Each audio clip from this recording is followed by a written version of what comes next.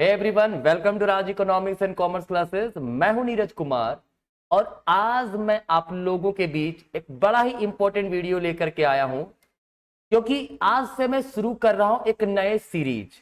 इसके लिए UGC net के एस्पिरेंट के लिए, अगर आप यूजीसी नेट जून 2024 का एग्जाम दे रहे हैं, आपका सब्जेक्ट इकोनॉमिक्स है, तो भाई आपके लिए 45 डेज का चैलेंज है, जिसको पूरा हम आप दोनों मिलके करेंगे। ठीक है, और ये 45 डेज का जो चैलेंज है उसका है डे नंबर 1, है ना। तो ये जो 45 डेज का चैलेंज है, मतलब क्या करने वाले हैं, आपको पता होगा ना कि 18 जून 2024 को नेट का एग्जाम होगा। क्लियर है, और एग्जाम जो होगा वो OMR सीट पर होगा, मतलब ऑफलाइन एग्जाम इस बार होने वाला है। क्लियर है, तो ये जो मैं 45 डेज का चैलेंज लेके आया हूं, इसमें आपको बहुत सारे बेनिफिट मिलेगा। आप अगर ये 45 दिन कंटिन्यू, मेरा एक वीडियो आएगा, अगर उन वीडियोस को आप देखोगे 100% आपको बेनिफिट मिलेगा ही मिलेगा। क्लियर है, क्या करने वाले भाई इस 45 डेज में? सबसे पहला हॉट टॉपिक डिस्कशन, ऐसे टॉपिक्स जो एवरग्रीन है यूजीसी नेट इकोनॉमिक्स में, अक्सर जिस टॉपिक से सवाल पूछता है उस टॉपिक को डिस्कस करेंगे हम लोग। ठीक है, उस टॉपिक को डिस्कशन करने के बाद, है ना, हम लोग पीवाईक्यूज डिस्कस करेंगे, है ना। पिछले कुछ 2-3-4 बार का हुआ जो एग्जाम है, लास्ट बार जो हुआ एग्जाम, उन सारे पेपर्स को हम लोग डिस्कस करेंगे। कोशिश रहेगा दिसंबर 2023 का क्वेश्चन में डिस्कस कर दूं, ठीक है, जून 2023 का कर दूं, ठीक है, और 2022 में जो 2 एग्जाम हुआ था उस दोनों को कर दूं। ठीक है, मतलब कम से कम 4 सेट क्वेश्चन जो मैं डिस्कस करूंगा। और इतना हो जाने के बाद मैं डिस्कस करूंगा expected MCQs from each unit. Economics में 10 यूनिट है, जैसे माइक्रो इकोनॉमिक्स हो गया, मैक्रो इकोनॉमिक्स हो गया, development, mathematical economics, econometrics, statistics, हर यूनिट से एक्सपेक्टेड एमसीक्यूज मैं लेकर के आपके लिए आऊंगा, जिसमें कम से कम 25 से 30 क्वेश्चंस रहेंगे। जो मुझे इंपॉर्टेंट लगता है वो रहेगा। ठीक है, आप ये 45 डेज अगर कंटिन्यू रहोगे, आपको बहुत ज्यादा बेनिफिट मिलने वाला है। ठीक है ना। तो आज जो हमारा है, क्या था मैंने बोला, आज है हमारा डे नंबर 1। क्या है हमारा आज? Day number 1। तो इस डे नंबर 1 में भाई हम लोग क्या डिस्कस करने वाले हैं? तो देखिए, आज हम लोग डिस्कस करेंगे टॉपिक जिसका नाम है marginal rate of technical substitution, that is MRTS LK, है ना। ये डिस्कस करने से पहले मैं एक इंफॉर्मेशन दे देता हूं आपको। अगर आप रांची के स्टूडेंट हैं, रांची में रहते हैं या रांची आने का प्लान कर रहे हैं, ठीक है, आप BA economics, MA economics, ICOM, BCOM, MCOM, CUET UG, PG, UGC net economics, इन सब चीजों का प्रिपरेशन करना चाहते हैं, है ना, तो आप राज इकोनॉमिक्स एंड कॉमर्स क्लासेस में कांटेक्ट कर सकते हैं। हमारा ऑफलाइन सेंटर रांची में है, राइट। यहाँ पे नंबर भी आपके पास दिया हुआ है, इस नंबर पे आप कॉल करके इंफॉर्मेशन ले सकते हो। क्लियर है। तो marginal rate of technical substitution आज हम लोग शुरुआत करेंगे। इसको शुरुआत करने के पहले एक क्वेश्चन मैं आपको दिखाता हूं, इससे पूछा हुआ क्वेश्चन है। ये क्या है? If by increasing quantity of labour used by 1 unit, मतलब अगर हम एक यूनिट जो लेबर यूज हो रहा है उसका 1 यूनिट बढ़ाएं, तो एक फर्म जो है वो 2 यूनिट गिव अप करने को रेडी है। किसका? कैपिटल का। और still produces the same output. अगर एक लेबर बढ़ाए और he is ready to give up 2 units of capital, उसमें भी वो same level of output produce कर पा रहा है, तो MRTS LK क्या होगा? तो आज हम लोग जो MRTS LK पढ़ेंगे ना, इससे संबंधित कोई भी क्वेश्चन आपका एग्जाम में आ गया, आपका 100% बनेगा। ठीक है, देखिए MRTS LK की बात करें तो ये संबंधित है आइसोक्वांट कर्व से। किससे संबंधित है? आइसोक्वांट कर्व से, है ना। सवाल है भाई, आइसोक्वांट कर्व क्या होता है?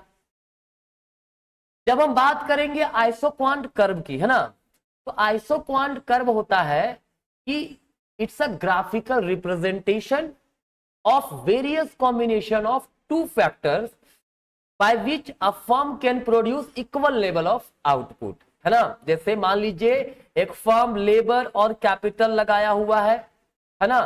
वो एक लेबर लगाता है, 10 कैपिटल लगाता है, तो 100 यूनिट्स का प्रोडक्शन कर पाता है। कितना यूनिट का प्रोडक्शन कर पा रहा है?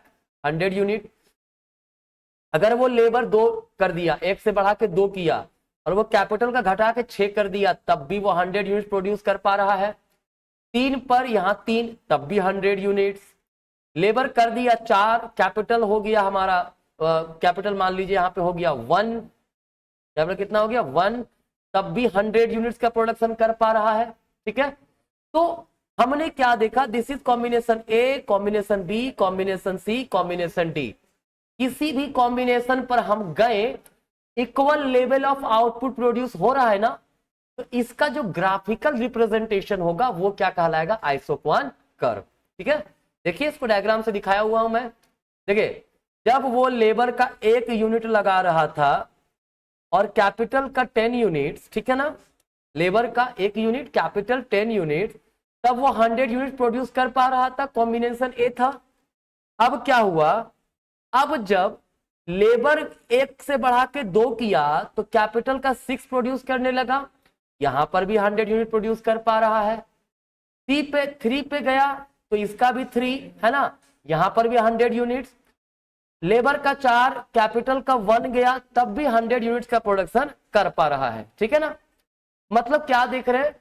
चाहे ए पे रहे, चाहे बी पे, चाहे सी पे, चाहे डी पे, हर पॉइंट पर इक्वल लेवल ऑफ आउटपुट वो प्रोड्यूस कर पा रहा है। ठीक है ना, तो ये हमारा था आइसोक्वांट कर्व। अब भाई आइसोक्वांट कर्व में एमआरटीएस का क्या रोल है, तो समझिएगा। एमआरटीएस, अगर हम लोग, मैं एक काम करता हूं, पहले इधर वाला मिटा देता हूं, ठीक है। अगर एमआरटीएस की मैं बात करूं, किसकी बात करूं? एमआरटीएस का, ठीक है, एमआरटीएस, ठीक है, एलके। एमआरटीएस एलके का मतलब होता है the rate at which a firm is ready to give up some amount of capital so that it can employ 1 additional unit of labor। समझ में नहीं आया? देखिए यह वह रेट है जिस रेट पर एक फर्म कैपिटल का कुछ यूनिट गिव अप करने को रेडी है, ताकि वो लेबर का एक एक्स्ट्रा यूनिट को इंप्लॉय कर सके। मतलब लेबर अगर एक एक्स्ट्रा यूनिट इंप्लॉय कर रहा है, तो कैपिटल का कितना यूनिट गिव अप करने को रेडी है, ठीक है, ताकि same level of output produce हो, है ना। ए पर जितना हो रहा है बी पे भी उतना ही होना चाहिए, है ना। तो जब लेबर का एक एक्स्ट्रा यूनिट वो प्रोड्यूस मतलब लगाना चाहता है, तो कैपिटल का कितना यूनिट गिव अप करे, कितना यूनिट छोड़ देगा, उसी को बोलते क्या हम लोग? MRTS LK. मतलब कह सकते हैं हम लोग सिंपली एमआरटीएस एलके बराबर क्या होगा? लॉस इन कैपिटल मतलब बाय गेन इन लेबर। मतलब कैपिटल में कितना मैंने गिव अप किया, लेबर में कितना हमने गेन किया। ठीक है, दैट इज, इसको लिख सकते हैं डेल्टा के बाय डेल्टा एल। देखिए क्या होगा, यहां पे कुछ नहीं, जब एक एक्स्ट्रा लेबर लगाएं, कैपिटल का कितना गिव अप किए? 4, तो 4/1, इसको लिख सकते हैं 4:1 के फॉर्म में भी। फिर जब एक एक्स्ट्रा लेबर लगाए, कितना कैपिटल गिव अप किए? 3, तो 3:1, दैट इज, ऐसे लिख सकते हैं। फिर एक एक्स्ट्रा लेबर लगाए तो कितना गिव अप करने को रेडी हुए? कैपिटल 2, मतलब 2/1, दैट इज 2:1। ठीक है, तो ये हमारा एमआरटीएस एलके हो गया। ध्यान रखिएगा, एमआरटीएस एलके जो होता है ना, इसका फॉर्मूला क्या बोला मैंने? डेल्टा के बाय डेल्टा एस। ठीक है, आपने मैथमेटिकल इकोनॉमिक्स में पढ़ा भी होगा कि एमआरटीएस एलके को marginal productivity of labour by marginal productivity of capital के रूप में भी लिख सकते हैं, याद रखिएगा। ठीक है ना, इसको ऐसे भी लिखा जाता है। ये डेरिवेशन जो आप लोग पढ़े होंगे, अच्छी बात है, नहीं पढ़े तो याद रखिएगा। एमआरटीएस एलके का फॉर्मूला ये होगा या फिर ये वाला होगा। ठीक है, और ये जो एमआरटीएस एलके होता है, ये क्या होता है? डिमिनिशिंग होता है। क्या होता है? डिमिनिशिंग होता है। डिमिनिशिंग, लगातार घटता हुआ होता है। और एमआरटीएस एलके लगातार घटता हुआ होता है, इसीलिए आइसोक्वांट कर्व जो होगा वो क्या होता है, आइसोक्वांट कर्व जो होता है वो क्या होगा, कन्वेक्स टू दी ओरिजिन बनेगा। क्या बनेगा, convex to the origin, right. कोई दिक्कत नहीं है। मतलब देखिए यहां पे है ना, यहाँ पे 4:1 है, फिर 3:1 है, फिर 2:1 है, लगातार घटता जा रहा है ना। तो MRTS LK लगातार डिमिनिशिंग होता है, इसीलिए आइसोक्वांट कर्व कैसा बनता है, कन्वेक्स बनता है। आप इस डायग्राम में देखो, शुरुआत में यहां पर थे 1 लेबर 10 कैपिटल, ठीक है, यहां पे प्रोडक्शन हो रहा था, है ना। जब 1 लेबर बढ़ाया, मतलब यहां से यहां गए पॉइंट बी पर, तो वाई का इतना सेक्रीफाइस किया, मतलब ये हमारा जो है ये एरिया MRTS LK था। फिर जब 1 लेवल बढ़ाया तो कैपिटल घटा है, देखो MRTS LK घट गया ना। फिर देखिए कम होता जा रहा है ना, ये जो कम होता जा रहा है ना, इसीलिए आइसोक्वांट कर्व जो है वो क्या बनता है, कन्वेक्स टू दी ओरिजिन बनता है, ठीक है ना, कोई दिक्कत नहीं है। तो अब देखो MRTS LK मैंने सिंपली बता दिया कि वो रेट होता है जिस पर एक फर्म जो है एक एक्स्ट्रा लेबर लगाने के लिए वो कितना कैपिटल गिव अप करने को रेडी होता है, उसी का रेशियो जो है वो हमारा MRTS LK होता है। अब क्वेश्चन क्या था कि by increasing quantity of labour use by 1 unit, मतलब लेबर में कितना चेंजेस हुआ, इंक्रीमेंट हुआ 1, clear. Firm can give up 2 units of capital, तो फर्म कितना चेंजेस कर सकता है कैपिटल में, 2, है ना। तो MRTS LK क्या होगा आपका, change in capital by change in labour बोलता हूं ना मैंने, क्या होगा 2/1, दैट इज क्या होगा 2। Answer option number D. कितना इजी था देखा। तो अगर अब आपसे MRTS LK संबंधित कोई भी क्वेश्चन आएगा, मुझे उम्मीद है वो आपसे बनेगा, है ना।